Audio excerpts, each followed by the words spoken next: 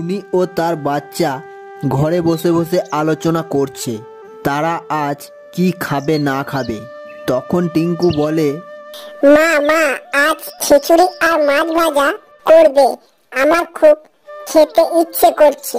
বেশ রে, তাই হবে, তুই বাড়িতে থাক, আমি বাজার থেকে মাছ নিয়ে আসিগা। এই বলে সে বাজারে যায়। এই জঙ্গলের মধ্যে একটি অনেক বড় পুরনো গাছ ছিল। সেই গাছে থাকতো একটি ভয়ানক ডাইনি।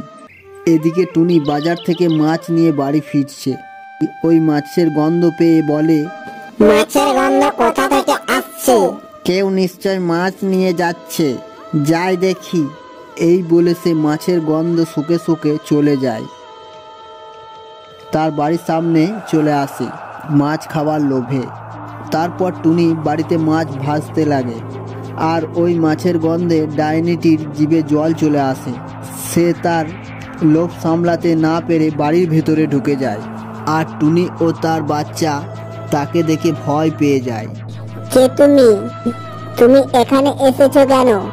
আমি একটি ভয়ানক ডাইনি।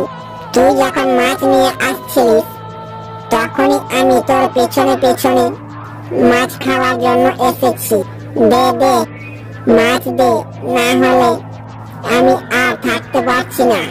তোর মাছের যা গন্ধ বেরিয়েছে, দে দে, আমায় দে। আমি মাছ দেব না, তুমি চলে যাও। কি বললি? আমায় মাছ দিবি না? মাছ তো আমি খাবই। মাছ না দিলে আমি তোকে ও তোর বাচ্চাকে খেয়ে নেব। দেখ এবার কি করবি।